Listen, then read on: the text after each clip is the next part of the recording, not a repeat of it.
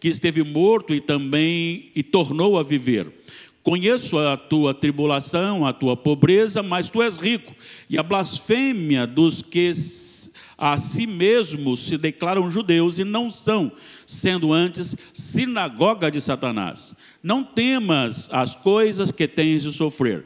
Eis que o diabo está para lançar em prisão alguns dentre vós, para ser dispostos à prova, e tereis tribulação de 10 dias. Sê fiel até a morte, e dar-te-ei a coroa da vida. Quem tem ouvidos, ouça o que o Espírito diz às igrejas. O vencedor de nenhum modo sofrerá dano da segunda morte. Nós já oramos pedindo a iluminação do Espírito para nos conduzir, tanto no sentido de expor as Escrituras, ouvir as Escrituras e sermos por elas edificados. Então nós vamos nessa submissão ao Espírito Santo para a nossa meditação de hoje.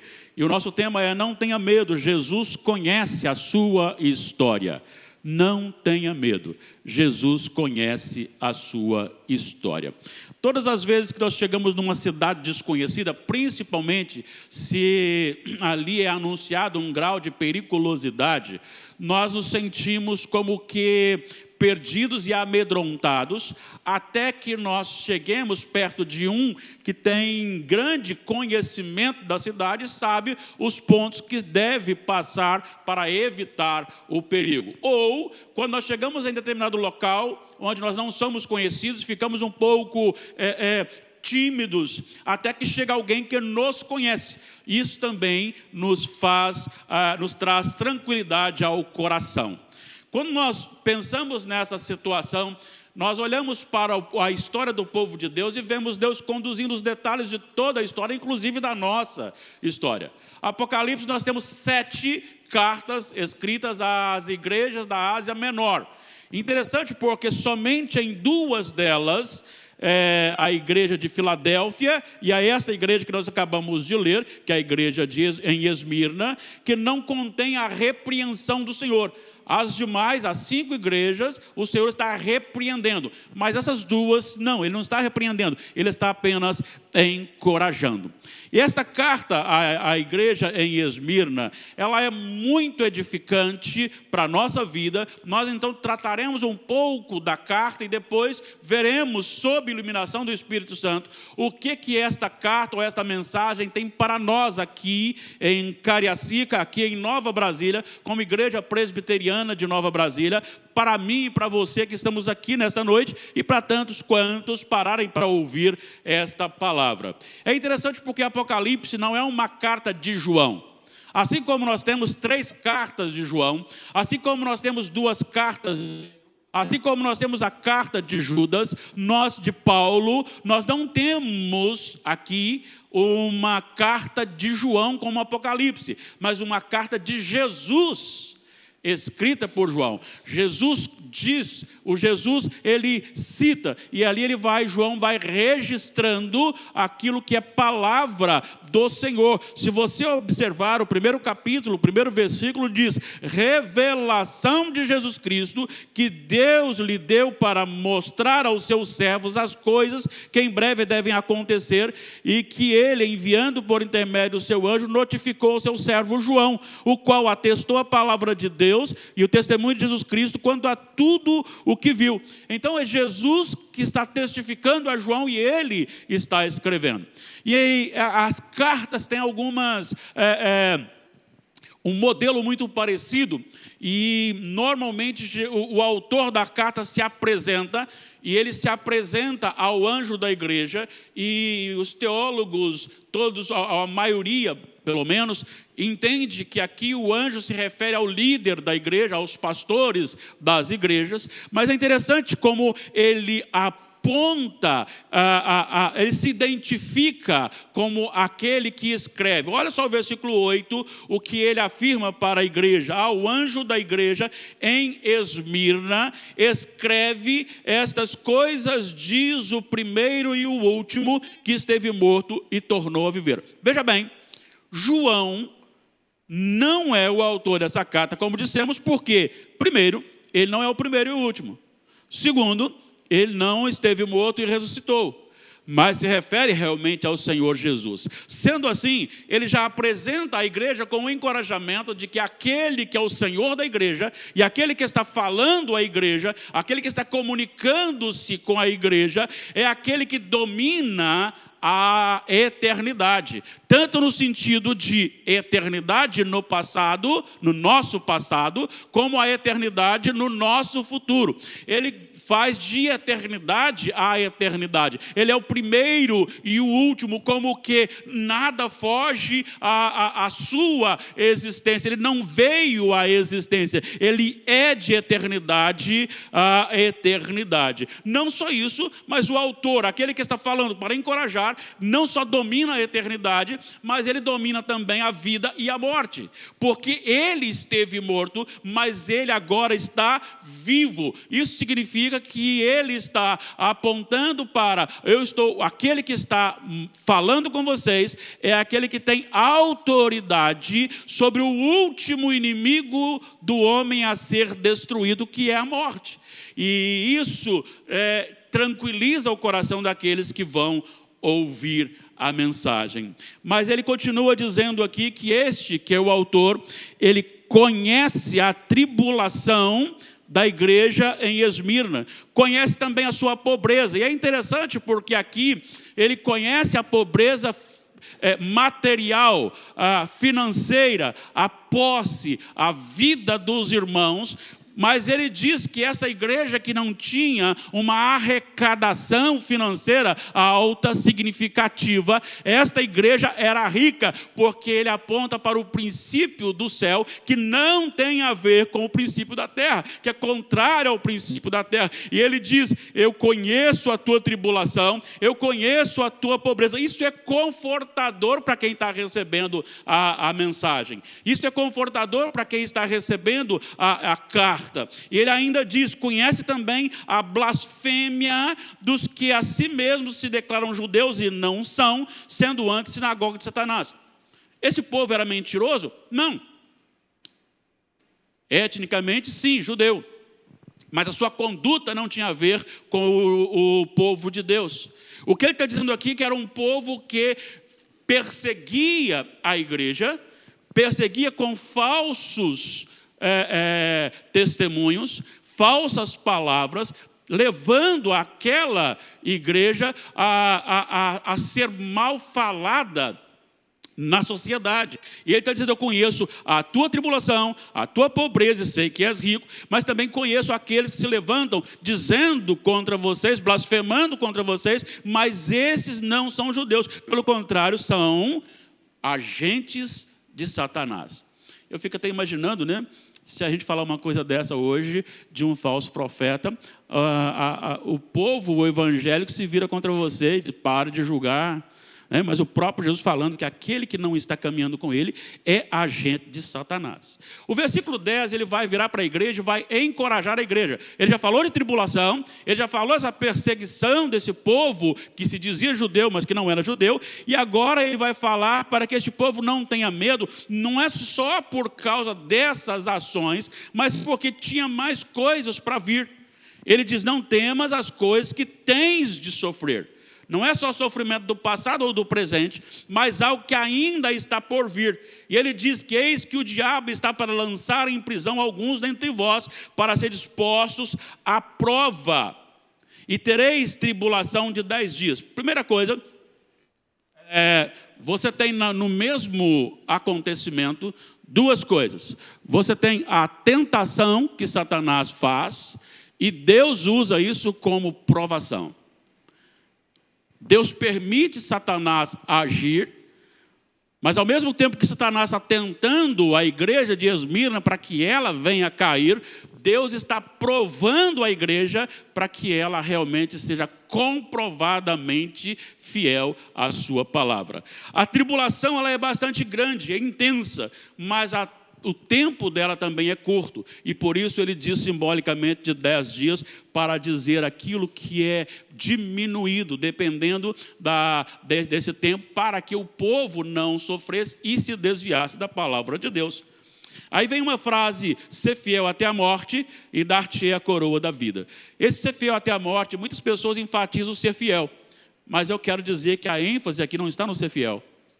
A ênfase aqui está, darei a coroa da vida. Por que razão? Presta atenção. Vocês serão presos, ficarão sendo perseguidos, e dentro dessa perseguição, automaticamente, possibilidades de morte.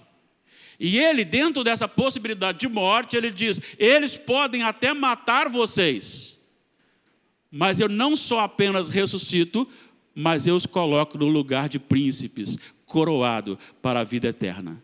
E ele diz mais, a segunda morte, a perdição eterna, embora a mereçamos, ele nos isenta. Olha só o que ele diz, o vencedor de nenhum modo sofrerá dano da segunda morte.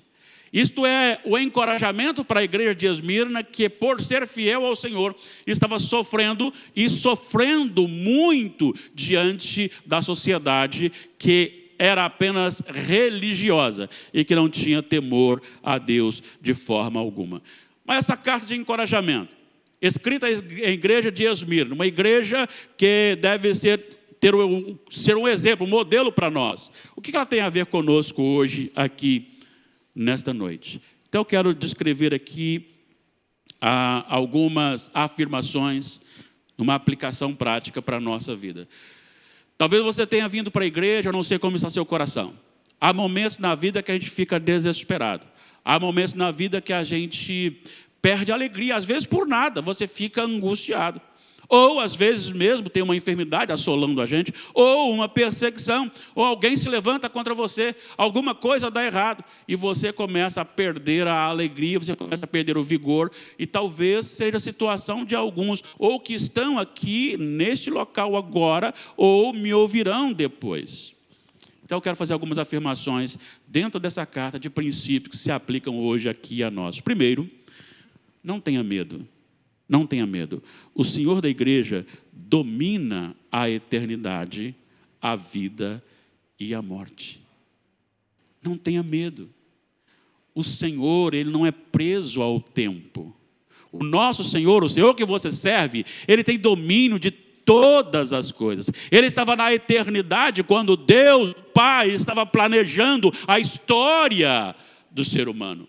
A história de todo o universo. Deus, Pai, estava planejando e lá estavam as três pessoas juntas na eternidade. Porque o nosso Senhor, o Senhor da igreja, não é limitado ao tempo. O Senhor da igreja não é limitado à ignorância humana. O Senhor da igreja não se prende às limitações humanas. Tanto é que ainda que Ele tenha se encarnado e passado por debaixo da lei, cumprindo toda a lei e até morrendo, Ele ressuscitou, porque nada nem ninguém pode prender o nosso Senhor, nada nem ninguém pode limitar o nosso Senhor, porque Ele é Deus vivo, Ele está à direita de Deus o Pai, Ele está vivo agora, como Deus e como homem, intercedendo por você e por mim.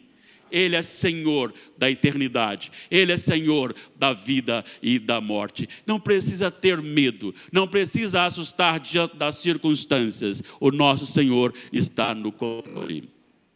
Segunda lição e aplicação que tenho que fazer aqui. Não tenha medo, porque o Senhor da igreja conhece todas as suas adversidades. Ele sabe o que você já passou, o que está passando agora e que ainda passará.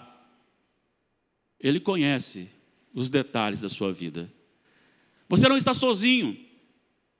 Às vezes a gente quer contar para o outro o que nós estamos passando e aquela pessoa que está nos ouvindo, ela não consegue captar, ela pode até entender que estamos sentindo, mas ela não pode sentir o que nós sentimos. E às vezes a gente fala assim, eu imagino. Mas mesmo imaginar fica muito distante do que aquela pessoa está passando. O que ela está sofrendo, o que ela está sentindo, o que está acontecendo. Seja algo que vem materialmente falando, fisicamente falando, ou seja até mesmo uma opressão que pode vir contra nós no dia mau, como o apóstolo Paulo disse que há um dia mau. Mas o Senhor conhece não só o que está acontecendo, mas Ele conhece o nosso coração, Ele conhece o seu coração, Ele sabe da sua dor, Ele sabe da sua dúvida, Ele sabe da sua necessidade. Ele sabe tudo sobre você. Ele sabe mais sobre você do que você mesmo. Está lembrado o que o profeta disse como boca de Deus sobre o coração do homem? Enganoso é o coração mais do que todas as coisas, desesperadamente corrupto. Quem o conhecerá? O que ele está dizendo ali é que ninguém, nem eu mesmo sou capaz de sondar o meu coração na sua integridade, porque ele pode me trair. Mas o versículo 10 do capítulo 17 de Jeremias diz: mas eu sondo os corações. Ele conhece cada detalhe, inclusive da minha motivação. Ele conhece tudo o que eu sinto, e ele já passou por isto. Ele já passou por todo o sofrimento com muito mais intensidade do que você e eu podemos imaginar ou passar. Então Ele sabe a minha dor, Ele sabe da minha tribulação, Ele sabe da minha adversidade, Ele sabe do meu medo, Ele sabe da minha angústia. Você já angustiou-se a ponto de suar gotas de sangue? Creio que não, mas o nosso Senhor sim. E Ele disse: Pai, se possível, passe de mim este momento da tua ira, mas não faça a minha vontade, mas a tua vontade. Então ele está falando com a autoridade que ele conhece. Ele está falando daquilo que ele passou, com muito mais do que você. Então ele sabe o que você está passando. Ele conhece os detalhes da sua vida. E assim ele disse: conheço a tua tribulação. E ele está falando para você hoje aqui: eu conheço a sua tribulação. Eu conheço o seu medo. Eu conheço a sua dor. Eu conheço a sua angústia. Eu conheço. Há muitas coisas que vêm na vida da gente porque pessoas não querem ou querem diminuir você. Talvez você quer ser mais santo, quer ser mais crente, alguém lhe critica. Ou alguém diz: essa igreja é muito gelada, essa igreja é muito fria, não tem o poder do Espírito. Aqui tem o poder do Espírito. E aí começa a diminuir você dentro da sua vida com Deus. Mas o Senhor que nós servimos, o seu Senhor e o meu Senhor, conhece os verdadeiros crentes e os falsos crentes. Ele sabe quando nós estamos adorando de verdade. Ele sabe quando nós estamos adorando para apresentar. Ele sabe quando nós não queremos adorar. Ele sabe quando nós queremos adorar. Então Ele conhece a sua vida com Ele, porque a intimidade sua com Ele. Olha o que Ele disse: eu tenho olhado para esses homens blasfêmios, que eles declaram ser, mas não são, são agentes de Satanás. Mas eu conheço vocês. Eu conheço vocês. Embora não tenham dinheiro, não tenham posse, mas vocês são ricos. O Senhor, Ele conhece quando você é verdadeiramente crente, ainda que falem mal de você. Mas não tenha medo. O Senhor da igreja não só sabe sobre o seu sofrimento, mas também Ele tem total domínio sobre a sua história. Ele vai dizer assim: vocês tenham coragem, porque o diabo vai lançar na prisão alguns de vocês, para ser dispostos em prova, e tereis tribulação de 10 dias, não mais que isto. Aqui 10 é simbólico, é um espaço menor. Ele está dizendo o seguinte: Satanás pode fazer quando eu deixar fazer. A sua tribulação vai durar até quando Deus deixar acontecer. Mas nós precisamos entender que às vezes é necessário. Eu costumo comparar a nossa vida com Deus como aquele que vai ao médico e está com uma infecção, e o médico passa o antibiótico e diz: você precisa tomar esse antibiótico por tantos dias. E você começa a tomar aquele antibiótico e já melhora, mas você não pode parar de tomar aquele antibiótico, porque ainda não cumpriu o seu tempo determinado para o seu efeito eficaz. Deus também age na nossa vida dessa forma, e às vezes Ele permite alguma adversidade, e Ele não pode cortar essa adversidade. Então nós devíamos orar assim ao Senhor: por mais que esteja doendo, por mais que eu queira que essa adversidade suma da minha vida, não a retire enquanto ela não tiver o efeito que o Senhor quer para a minha vida. enquanto isso durar, me assista. Mas Ele tem poder para parar, poder para fazer continuar. Ele tem autoridade sobre os detalhes da sua vida. Ele faz você dormir, Ele faz você acordar. Ele faz você respirar. Ele faz os órgãos do seu corpo funcionar. Ele faz você ter vontade de adorar o Senhor. Ele faz você se reconhecer quem você é, mesmo quando você não quer ser servo do Senhor. Quando você está angustiado, Ele não só apenas sabe disso, mas Ele pode acender uma fagulha no seu coração. Eu estava aqui enquanto louvávamos, eu falava com o Senhor, louvava e falava com o Senhor. E uma das coisas que tem me preocupado é a minha própria vida e a vida da igreja. E dizendo, Senhor, eu desejo, nós ansiamos, estamos buscando um avivamento do Senhor. E nós já estamos em maio. E ainda não vimos nada que os nossos olhos possam detectar. Seria por quê, Senhor? Por minha causa? O que nós estamos fazendo? Por que nós não temos recebido? Por que as pessoas vêm tão pouco para o templo? Poucas pessoas. Por que nós não valorizamos tanto a leitura da palavra, a meditação da palavra? O que está acontecendo? O Senhor tem poder para intervir aqui e agora. Nós cremos no poder do Espírito Santo, que pode acender uma fagulha no coração de cada um que está aqui. Ele pode operar, Ele pode transformar, Ele pode mover em nosso coração com um deleite tão profundo que todo o cansaço da semana não seja nem mesmo compatível com a nossa alegria, ele seja diminuído, e nós estamos na presença do Senhor. Ele tem domínio sobre a situação e cada detalhe da nossa história. Por isso, não tenha medo, descanse no Senhor. 5. Descanse no Senhor, não tenha medo, porque o Senhor da igreja destrói a morte causada pelo perseguidor, não apenas vencendo esta morte, mas nos colocando num estado real de príncipes consumado. Preste atenção numa coisa. Olha bem, ser fiel até a morte. Ou seja, há perseguição para vir.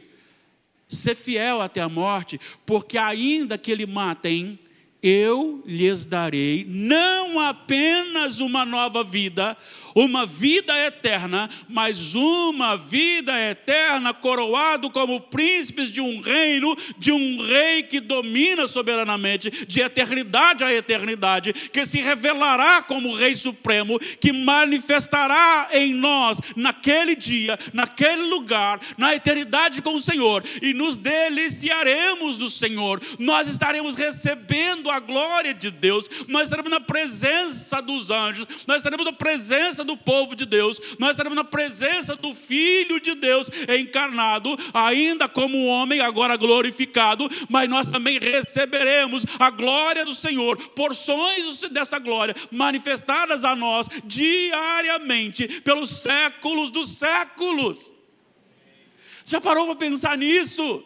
Isto é muito maior do que toda a riqueza deste mundo. Isso é muito maior do que todos os prazeres deste mundo. Não só nós estaremos recebendo do Senhor a vitória sobre a morte que o mundo impõe sobre nós, mas nós receberemos a bênção, a alegria de sermos príncipes deste reino eterno com o nosso Deus. Isso deve ser motivador para cada um. Sabe, a gente precisa ser mais alegre no Senhor. Sabe, por isso eu tenho orado para que o Senhor toque no nosso coração, a começar no meu, Ele toca no nosso coração, Ele coloca alegria no nosso coração, Ele coloca fervor no nosso coração, Ele acenda o fogo no nosso coração, não fogo de juízo, mas no sentido de vida, no sentido de aquecimento, no sentido de sede por Deus, fome por Deus. Mas nós precisamos disso para vencermos a nós mesmos como piores inimigos que nós temos, e vencer também as artimanhas de Satanás, seja a sistêmica ou seja do próprio príncipe deste mundo. Nós precisamos nos encantar com Deus, nós vamos nos alegrar com Deus, nós precisamos nos deliciar no Senhor. Nós precisamos olhar para o Senhor e quem sabe confessar ao Senhor que nós estamos perdendo a alegria da salvação. Quem sabe eu tenho mais alegria quando eu estou trabalhando com os meus amigos, colegas. Quem sabe eu tenho mais alegria quando eu me encontro com colegas para me divertir do que mais alegria com o Senhor. Quem sabe eu tenho mais alegria em mim mesmo do que a alegria de Deus em mim. Às vezes começamos a ler a palavra de Deus, dormimos. Começamos a orar, dormimos. Mas nós não dormimos quando estamos na praia. Nós não dormimos quando estamos na lanchonete. Nós não dormimos quando nós estamos com os colegas, com os amigos ou quando estamos trabalhando. Gastamos muito tempo em muitas coisas e sacrificamos nosso tempo com Deus. E nós precisamos pedir ao Senhor que reacenda isso em nós. Você lembra quando você se converteu? Bom, eu nasci num lar evangélico, mas tem as fases da vida da gente. Um novo convertido, ele não sabe fazer outra coisa a não ser ler Bíblia, orar e falar com todo mundo. Ele vive cantando, ele vive orando, ele vive lendo a Bíblia, ele vive comentando, ele vive falando sobre Jesus, ele vive falando sobre o poder de Deus, ele vive falando sobre alegria, ele quer reunir na segunda, na terça, na quarta, na quinta, na sexta, no sábado e no domingo, o dia todo. Lembro de uma frase de uma pregação do reverendo Ronaldo Lidório, esteve lá com os meninos lá no ENUP, e ele dizia que estava com dificuldade da igreja que ele estava lá na África, em Gana, porque o culto demorava muito tempo, e o dia que ele pregava só 2 horas, o pessoal reclamava. E aí então, ele falou, gente, nós precisamos ter cuidado, porque estamos começando de manhã, está terminando muito tarde, está dando tempo para o pessoal em casa voltar para o culto da tarde, da noite. E aí alguém disse, eu já tenho a solução, vamos fazer um culto só, de manhã até a noite. E isto é fervor por Deus. E isto é alegria no Senhor. É isso que nós temos quando o nosso coração está fervilhando pelo Senhor. E a garantia de vida eterna na presença do Rei Supremo, isso deve nos motivar a esta vida. Ser fiel até a morte, porque ainda que lhe matem, eu lhe dou a vida e ainda lhe dou a coroa, a vida eterna. Encerrando, o Senhor da igreja tem autoridade para nos livrar do poder da condenação eterna. Veja bem, parece que é a mesma coisa, mas eu preciso separar essas duas coisas. Porque pensa comigo, o que nos levaria para esta condenação? Quebrar a lei de Deus. Quebrar a lei de Deus. E muitos não querem pensar sobre isso, porque tem medo da morte. E o medo da morte é justamente porque ela sela o nosso destino. Na verdade, nós passamos de 100, 120 até 200 num semáforo ou num radar de 60. Quebramos. E o pior é que nós passamos em outros radares e quebramos de novo. E o nosso merecimento é a segunda morte, é a condenação. Mas aquele que está em Jesus, ele não sofrerá, e diz o texto, de modo nenhum sofrerá dano da segunda morte. E aí você vai para encerrar aqui no capítulo 20, e você encontra no versículo 15 a seguinte expressão: e se alguém não foi achado inscrito no livro da vida, esse foi lançado para dentro do lago de fogo. Louvado seja o Senhor, que Ele nos inscreveu no seu livro. Ele escreveu o nosso nome no livro da vida. E sendo assim, nós somos garantidos de não sofrer nenhum dano desta morte. Por isso, não tenha medo. Não tenha medo. Sabe por quê? Porque em Jesus nós somos mais que vencedores. Eu queria que você agora, neste momento, fizesse algo um pouco diferente.